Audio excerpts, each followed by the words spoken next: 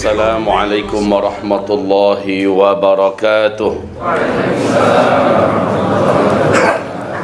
Alhamdulillahi rabbil alamin. Wa bihi nasta'inu ala umuri dunya waddin. Ashhadu an la ilaha illallah wahdahu la syarika lah. Wa ashhadu anna sayyidana wa habibana Muhammadan abduhu wa rasuluh la nabiyya ba'dah. Qala Allah subhanahu wa ta'ala, ya ayyuhalladzina amanu taqullaha wa qulu qawlan sadida yuslih lakum a'malakum wa yaghfir lakum dhunubakum wa man yuti'illaha wa rasulahu faqad faza fawzan 'azima. Allahumma arhamna bil Qur'an wa sadaqallahul 'azim.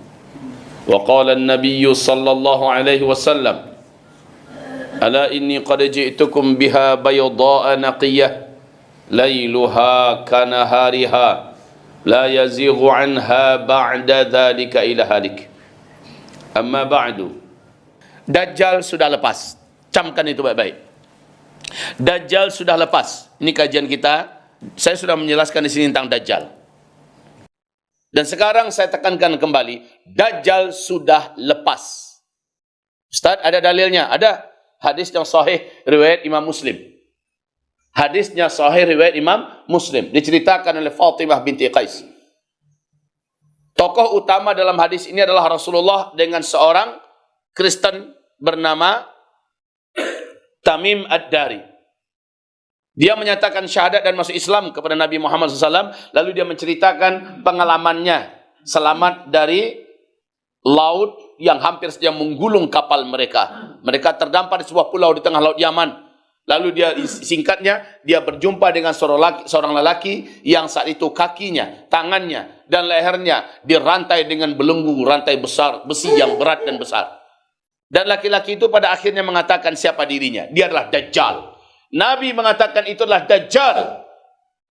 Nah, si Dajjal ini berkata, apabila sudah susut danau Tiberias di Palestina, apabila sudah tidak berair lagi mata air Zuhar juga di Palestina, apabila sudah tidak berbuah lagi kurma di pohon-pohon kurma di Baisan, juga dekat dengan kawasan danau Tiberias.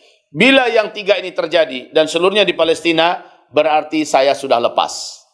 Dan tiga-tiga itu hari ini sudah terjadi. Demi Allah, Pak, saya sudah di sana tahun yang lalu. Awal tahun bulan Februari dengan 95 orang jamaah. Saya bawa istri. Kami datang langsung setelah kami sholat di Masjidil Aqsa. Kami berkunjung ke tiga tempat ini. Ketika kami datangi Danau Tiberias, kata yang membawa kami, warga masyarakat setempat, tidak seperti dulu lagi. Sudah menyusut walaupun naik sedikit karena debit pemakaian air sudah digantikan kepada air laut yang disuling oleh Israel. Oleh karena itu, air Danau Tiberias hanya untuk pengairan kebun-kebun saja lagi. Jadi ada naik sedikit, tapi jauh daripada ini. Penyusutan semakin terasa. Yang kedua, mata air Zuhar sudah tidak berair satu tetes pun, Pak, sekarang. Sudah tidak berair lagi satu tetes pun. Padahal penduduknya mengandalkan hidup dengan bertani dari sumber mata air Zuhar ini. Ini sudah tidak lagi mengeluarkan air mata air ini sedikit pun. Dan yang ketiga, kebun kurma Baisan sudah rusak. Batang-batang pohonnya tidak mengeluarkan hasil. Buahnya rusak. Dan makin hari makin tidak lagi produktif. Kawasan ini sudah berubah dari sebelumnya. Masya Allah. Jadi tiga ini adalah tanda nyata laknatullah alaih yang paling ditakutkan oleh seluruh Nabi dan Rasul. Kemunculannya adalah Dajjal. Sebab apa? Dajjal nanti datang dan muncul saat manusia sudah putus asa untuk hidup. Kedatangan Dajjal ketika manusia dalam kelaparan di muka bumi ini. Kedatangan manusia ketika kedatangan Dajjal ketika manusia menyaksikan begitu banyaknya bencana, kemiskinan, kelaparan, pertumpahan darah, peperangan, kezaliman di mana-mana. Sementara Dajjal mengklaim dia bisa merubah segalanya. Dan Dajjal mendemonstrasikan kemampuannya merubah langit, dengan mendatangkan awan, menurunkan hujan, merubah bumi dengan menjuburkan tanam tanaman, menghidupkan hewan ternak, bahkan menunjuk ke arah kuburan, lalu semua yang ada di kuburan itu dibangkitkannya. Padahal kata Nabi, semua yang dibangkitkannya itu bukanlah manusia yang dulu meninggal dan dikuburkan di sana, tetapi setan-setan yang menjelma dalam wujud manusia yang dulu pernah hidup dan dikuburkan di sana. Kalian jangan tertipu, kata Rasulullah SAW. Jadi Rasul berkata, saat Dajjal itu muncul, manusia malah sudah mengimpi-impikan, datanglah wahai Dajjal, kami butuh pertolonganmu. Manusia ini siapa, Pak? Jelas bukan orang beriman. Kalau orang beriman tahu haram berjumpa dengan Dajjal. Kalau orang beriman malah tahu. Cuma masalahnya ketika itu, saat sedang pahit dan saat sedang berat hidup ini, apakah iman ini masih bertahan di dada, Pak? Saya khawatir. Karena memang terdengar olehnya berita, dimanapun negeri didatangi oleh Dajjal, Dajjal masuk ke sana, makanan dibagi-bagikan oleh Dajjal. Tanah-tanah yang tandus disuburkan dan dihidupkan oleh Dajjal. Air-air sungai tidak mengalir, diturunkan dari langit hujan yang lebat sehingga air itu mengalir. Kemudian bahkan Dajjal menghidupkan hewan ternak segala macamnya. Maka manusia-manusia yang masih belum datang Dajjal ke sana, berharap segeralah datang, wahai Tuan Dajjal. Tapi ketika Dajjal datang ke sana, mereka jadi kafir kepada Allah Subhanahu wa Ta'ala. Jadi orang-orang Islam yang munafik, orang-orang Islam yang fasik, orang-orang Islam yang ahli maksiat, orang-orang Islam yang lemah-lemah iman, orang-orang Islam yang banyak, yang sedikit amal solehnya, mereka lah yang paling rapuh pertahanannya. Padahal Dajjal kalau datang ke sebuah kota, dia langsung menyebarkan kekuatannya, menyebarkan sihirnya, menyebarkan hipnotisnya. Sampai-sampai Nabi berkata, kalau kamu tahu bahwa Dajjal masuk ke kota kamu, tutup pintumu, kunci kuat-kuat, tutup jendela-jendelamu, tutup rapat-rapat. Pastikan istrimu, anak gadismu, mak perempuanmu, mak ya jadi perempuannya, makmu, ya, pastikan perempuan-perempuan kalian sudah di dalam rumah dan mereka sudah terikat tangannya, terikat kakinya. Jadi kabeh kaki bini awak, Pak. Kabeh tangan bini awak, anak gadis kita, ya, ikat seluruhnya. Lalu ikatan itu tambatkan di tiang-tiang rumah kita. Kenapa harus diikat kami, Ustaz? Kata ibu-ibu. Ya, Bu. Maka harus dikabek kami. Karena ketika itu hipnotis dan sihir Dajjal menyebar kemana-mana. Ada dorong yang begitu kuat ingin keluar. Dan yang paling merapuh itu adalah wanita. Dia seperti digerakkan untuk ingin keluar. Makanya harus diikat tangannya. Ikat. Sampai bila diikat? Sampai Dajjal keluar meninggalkan kota itu. Itu saja tidak lama dah. Biasanya pengumumannya diumumkan oleh tim ses Dajjal itu, di seluruh kota. Pokoknya kota Solo. Iya Pak, sekarang kaki tangan Dajjal itu sudah ada di Solo. Cuman kita belum tahu orang-orangnya siapa sekarang.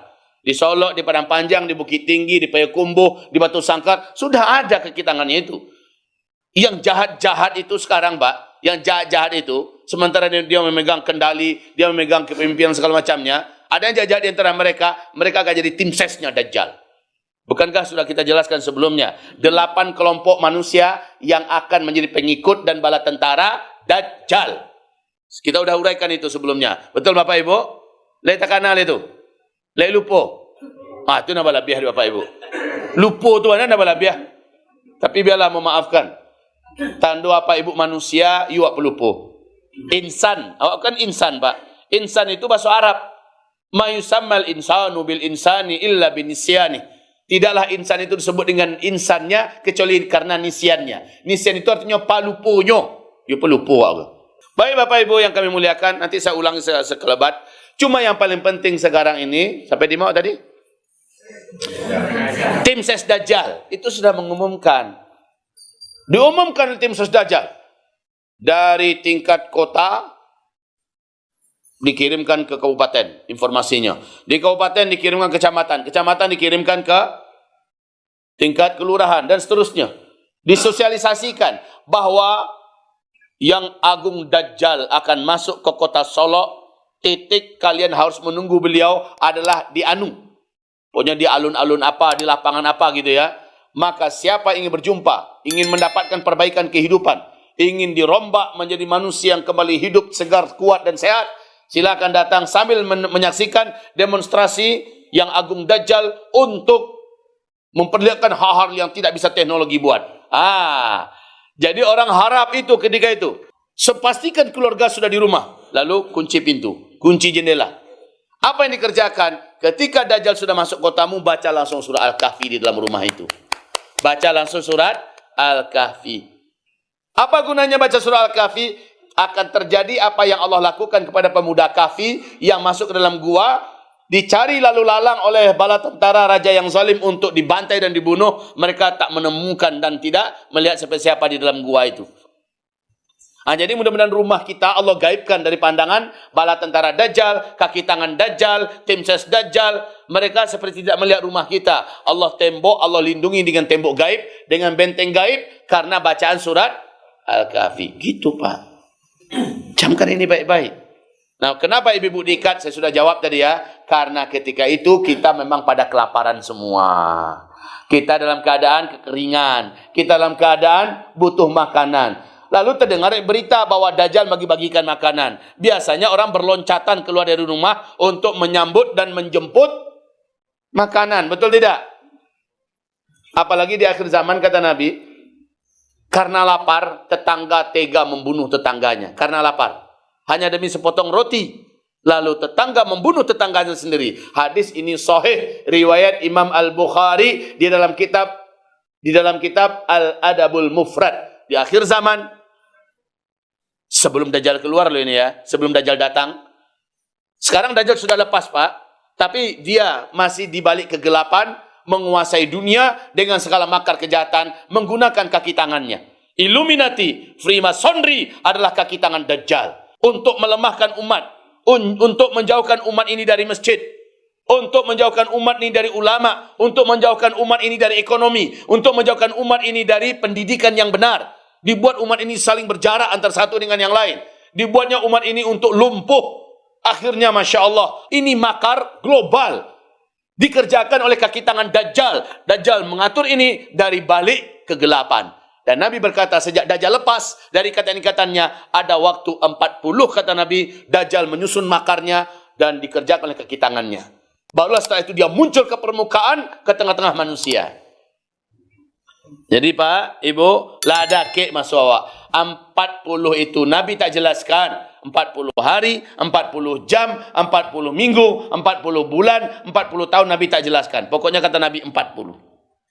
Di sini perlu persiapan kita. Kalau saya melihat Pak, kekacauan-kekacauan dan gempa-gempa, bencana-bencana, petaka-petaka berdekat kepada perang. Kasadoalahnya, keseluruhannya adalah bukti dan tanda nyata bahwa Dajjal itu sebentar lagi akan muncul ke tengah-tengah manusia. Persiapan kita itu cuma iman, amal soleh yang banyak. Imbauan-imbauan seperti ini, sedekah yang kau keluarkan karena Allah SWT. Bulan yang lalu saya sudah sampaikan, sedekah kita ini mampu datang di saat-saat genting untuk menyelamatkan kita di dunia. Selama ini kan kajian kita nanti setelah kematian baru bisa menolong awak. Ya itu Pak. Yang kita dengarkan selama ini kan begitu ya Bu ya. Nanti di akhirat dia bisa menolong kita. Wallahi tidak begitu Bapak Ibu. Amal soleh yang kita kerjakan hari ini, di kehidupan ini, termasuk infak sedekah kita, ini bisa dipanggil, bisa diundang lagi, bisa diceritakan lagi kepada Allah. Mohon kepada Allah agar Allah lindungi kita dari bencana yang akan mematikan kita dan keluarga kita, dari bencana yang akan bisa mengkafirkan dan memurtadkan kita, dari bencana atau petaka, fitnah, musibah, huru-hara yang bisa merenggut nyawa kita dan membinasakan kita. Panggil amal itu. Ya Allah, hamba dulu pernah bersedekah ya Allah. Sedekah hamba cukup ekstrim. Hamba membantu 10 juta, hamba bantu 20 juta untuk masjid Ustaz Zulkifli Muhammad Ali, Masjid Jami' An-Nabawi di pesantren beliau, dan Masjid Jami' Indonesia Syam di Idlib Suriah. Ya Allah, tolong kami dengan amalan hamba itu ya Allah. Selamatkan hamba, selamatkan keluarga hamba, selamatkan anak keturunan hamba ya Allah. Bisa dipanggil itu. Saya sudah uraikan ini sebelumnya Pak. Jadi yang akan selamat dari Dajjal adalah orang-orang beriman saja, yang imannya sudah terpupuk dengan berbagai macam ujian, kajian-kajian ulama. Kajian ulama ibaratnya pemupuan. Lalu penguatannya adalah berbagai macam agenda-agenda yang terjadi dalam rangka menggerus iman. Ternyata dia bertahan, dia tetap istiqomah di jalan yang benar, di pihak yang benar, maka dia mukmin. Setelah itu amal solehnya. Jadi iman amal soleh ini akan melindungi kita. Wahai Bapak Ibu yang kami muliakan, sekali lagi peringatan saya kepada Bapak Ibu, kata Nabi SAW, ketika Dajjal sudah keluar, maka Dajjal akan melepaskan setan-setan terjahat, setan-setan terkuat yang dikurung oleh Nabi Sulaiman alaihissalam. Jadi setan-setan terjahat terkuat ini dilepaskan, Pak. Sekarang untuk saya informasikan pada Bapak Ibu, jadi setan-setan kalangan manusia mencoba menikam, nggak berhasil. Coba ditikam, nggak berhasil. Maka mereka menggunakan kekuatan setan-setan terjahat. Siapa setan-setan terjahat ini? Dialah bala tentara terkuatnya Dajjal, di mana Dajjal sudah bekerja sama dengan iblis. Jadi iblisnya umat ini adalah Dajjal. Iblisnya dari bangsa jin, dia adalah yang disuruh sujud kepada Adam, tidak mau. Jadi sebenarnya Bapak Ibu yang kami muliakan, iblisnya umat ini dari kalangan umat Nabi Muhammad, manusia, adalah Dajjal. Dan iblisnya bangsa setan adalah Azazil, yang dulu sujud kepada Adam, tidak mau. Nah, si iblis dengan Dajjal ini sudah kontrak perjanjian. Mereka buat akad kerjasama. Mereka berkolaborasi, menyatukan kekuatan untuk memperbanyak orang-orang murtad agar banyak manusia menjadi ahli neraka. Ketika Dajjal nanti muncul, 2/3 manusia sujud menyembah Dajjal. 2/3 manusia, Pak. Sementara dari umat Nabi Muhammad, 1/3 total dari umat Nabi Muhammad akan kafir kepada Allah dan sujud menyembah Dajjal. Nah, siapa mereka? 1. Seluruh orang Yahudi. Sekarang kan masih ada Yahudi-Yahudi yang lurus. Sekarang masih ada Yahudi-Yahudi yang tidak mau seperti Israel. Tapi nanti ketika Dajjal, dia pun bergabung dengan Dajjal. Kedua, seluruh orang munafik dari umat Nabi Muhammad. Nah, kini kita lihat bagaimana orang-orang munafik bermunculan di mana-mana. Diberikan panggung dan pentas untuk bergaya di media massa, di televisi, dan mereka mencuap-cuapkan kata-kata yang menyakiti hati. Ya, kata-kata yang melukai umat dan mencederai dakwah. Yang ketiga, setan. Seluruh setan bangsa jin, setan bangsa manusia bergabung dan menjadi bala tentaranya Dajjal. Berapa tu? 3. Ulangi lagi, yang pertama tadi Yahudi, yang kedua munafikin, yang ketiga setan jin dan setan manusia, yang keempat ahli maksiat dari umat Nabi Muhammad. Ahli maksiat, kaum muslimin, dia masih santai dan masih tidak terbebani meninggalkan sholat, masih suka berzina, masih hobi makan riba, masih suka zalim ke sana kemari, masih bla bla bla bla yang jajan masa maksiat dia kerjakan. Dajjal keluar, dia akan menjadi pengikut Dajjal. Dia akan kafir kepada Allah Subhanahu wa taala. Ya, ahli maksiat. Yang kelima, wanita. Ini, Bu. Ibu disarankan oleh Rasulullah, oleh para kaum lelaki, kabik mereka. Le namuah, Bu.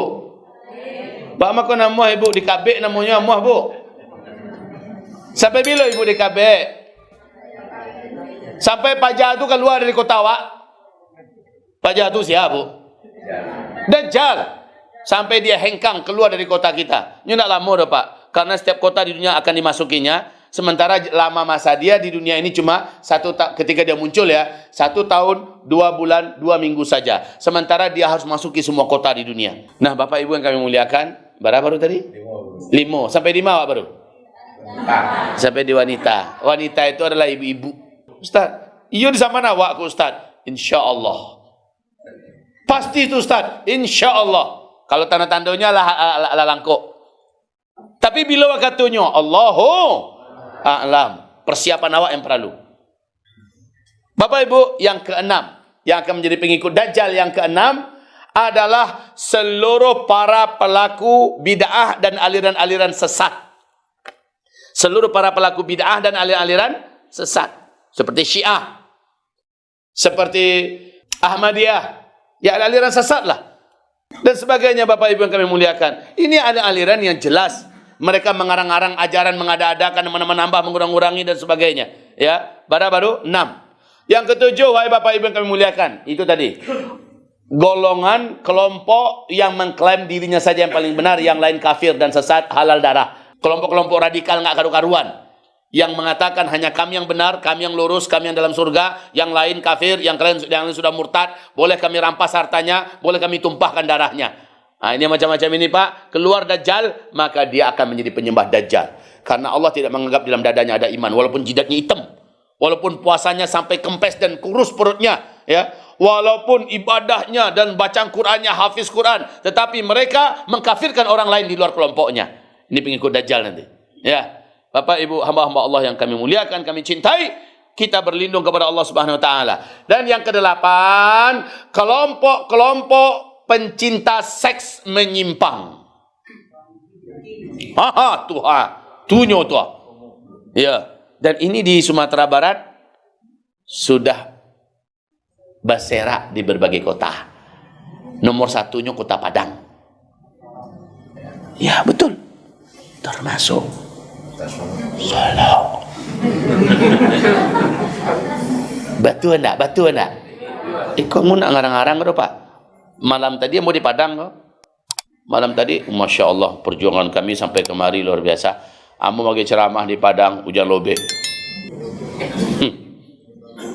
Masya Allah, jamaah harusnya panuah setengah yang tibun. Di Tapi Lawi, jantung pada bandampuang, Pak.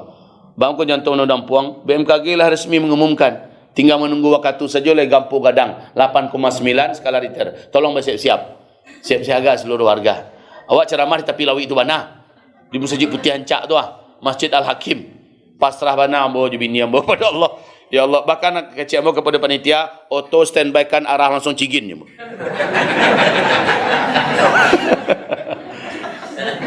Ibu Pak.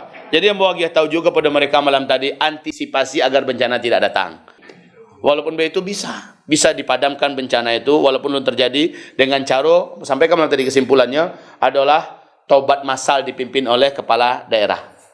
Tobat massal seperti yang dilakukan oleh kaumnya Nabi Yunus, yang mereka tobat massal padahal awanlah dake, langitlah kalam, tinggal petir saja menyambar lainnya, menghancurkan mereka saudaranya, lalu dibawa keluar mereka semua oleh kepala kaum mereka dan seluruhnya, anak bayi, wanita pingitan, orang tua, semuanya keluar ke lapangan dan sujud minta ampun pada Allah, lalu Allah angkat bencana itu kembali. Alun jadi Pak, kemancuan mereka karena mereka tobat massal dipimpin oleh pimpinan daerahnya, maka Allah angkat bencana itu. Jadi ambo sarankan kepada Padang, wali kotanya, elo seluruhnya, kerjasama dengan ulama, dengan polisi macamnya, bawa keluar semuanya, tobat serentak kepada Allah Subhanahu wa taala. Itu lakukan yang langkah pertama. Kamu tak tahu dah apakah wali kota sanggup melakukan itu. Cuma itu jalan yang pertama. Yang kedua yang saya sarankan malam tadi adalah tegakkan amar bil ma'ruf nahi anil munkar. Dimanapun ada tempat dosa dan maksiat dibuat di Kota Padang, tutup. Silakan cari tempat yang lain. Jangan di Kota Padang. Gitu Pak. Itu saya sarankan. Nah, baik Bapak Ibu, itu yang kedua saya sarankan malam tadi. Yang ketiga yaitu penuhi masjid-masjid, sholat 5 waktu berjamaahlah di situ. Saya jelaskan apa dalilnya, apa contoh buktinya, saya jelaskan.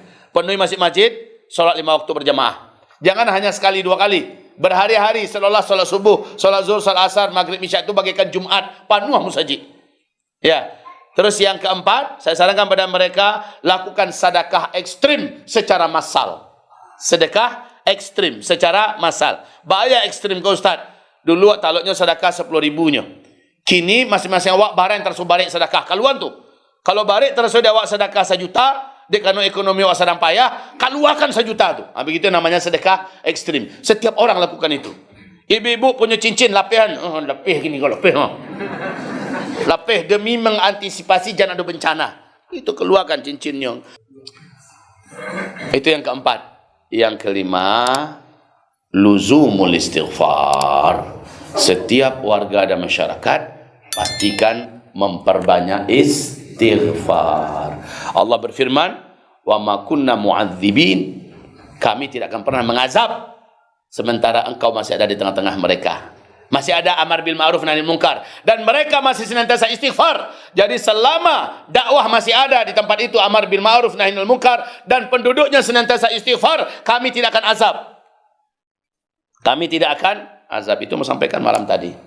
Nah, di awak di Pekumbuah, rasanya nasihat itu bukan untuk orang Padang saja. Kau Gunung Talang dah kek wah. Hah? Gunung Talang di mata gak? Solo, awak tak solo dah? Kan iya kan? Pekumbuah macam apa kan? Astagfirullah. Iyo. Jadi kajian ambo malam tadi itu cocok lo di siko. Awak sedang diintai dek salah satu tentara Allah, Gunung Talang kau ha. Inilah batu-batu. Saya kerjanya tadi. Tidak sabarnya mencari perangai manusia lah. Ya Allah, dia lakak lah orang-orang nan jahit kau, ya Allah. Lalamu gunung tu meminta, lalamu tanahku berdoa kepada Allah agar nyululu awak hidup-hidup pak. Tetapi Allah masih menahan karena amar bil ma'ruf nahi munkar masih tagak. Infak sedekah masih lancar. Jadi acara-acara mudeko, acara-acara menyelamatkan untuk bapak ibu kau. Iko nak menyelamatkan bapak ibu pak, bu. Lebih percaya bapak ibu. Ini yang menjadi tameng benteng kita. Sedekah. Makin kuat bapak ibu sedekah, makin kuat perlindungan Allah untuk bapak dan ibu. Lagi pula yang kita sedekahkan akan jadi milik kita yang sebenarnya. Rasulullah bertanya. Ini penutup kita sebelum salat sunat syuruk. Rasulullah bertanya, ayyukum yuhibbu malahu aw mala ghairihi? Siapa di antara kalian lebih mencintai harta pribadi miliknya atau harta orang lain? Tentulah sahabat menjawab, maluna ahabu ilaina min mali ghairina. Ya Rasulullah, tentulah harta milik kami yang lebih kami sukai, kami cintai daripada harta orang lain. Ya begitu Pak? Iya begitu Bu? Harta yang kami punya tentu lebih kami cintai daripada harta orang lain. Maka kata Rasulullah, maluka ma qaddamta wa malu ghairika ma akharta. Yang hartamu adalah yang engkau simpankan, engkau titipkan kepada Allah Subhanahu wa taala dengan cara engkau salurkan untuk kepentingan agama Allah Subhanahu wa taala, untuk pesantren, untuk masjid, untuk dakwah, untuk perjuangan. Yang engkau keluarkan untuk menolong agama Allah Subhanahu wa taala, itu hartamu. Yang engkau sedekahkan, itu hartamu. Engkau titipkan pada Allah. Ketika kita sedang emergency, dia bisa dipanggil dan dicairkan secara tunai dari Allah. Seperti 3 orang yang terkurung dalam gua. Yang terakhir berkata, ya Allah, hamba dulu sedekah, begini bentuknya ya Allah. Kalau engkau ridha dengan sedekah hamba, selamatkan kami dari gua ini. Tak buka pintu gua tu saudolahnya, keluar mereka. Jadi ketika masih hidup, sedekah ini bisa dipanggil Pak, untuk menjadi pelindung dan penyelamat kita. Jadi sedekah ini memang menjadi junnah, menjadi pelindung terkuat, wahai Bapak Ibu yang kami cintai. Nah, kita tahu bahwa harta ini akan menjadi penyelamat kita dan salah satu di antara yang terkuat di akhir zaman. Mari Bapak Ibu berdoalah pada Allah SWT. Baca Al-Fatihah. A'udzubillahi minasyaitonirrajim. Bismillahirrahmanirrahim.